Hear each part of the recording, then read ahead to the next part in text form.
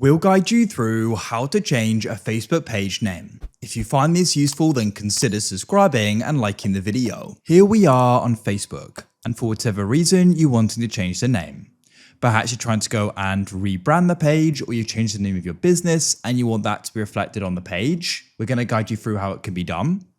To get started, press the three lines in the top left. Switch to the page. So you can press the arrow to the right at the top of the profile.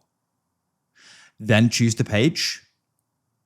Then what you need to do is press the three lines in the top left. Go down and find settings and privacy and tap on it to expand it and press settings. In here, you need to go and scroll down and find page setup in audience and visibility and tap there. This will bring you here, and at the top you can go and see name. So tap on it.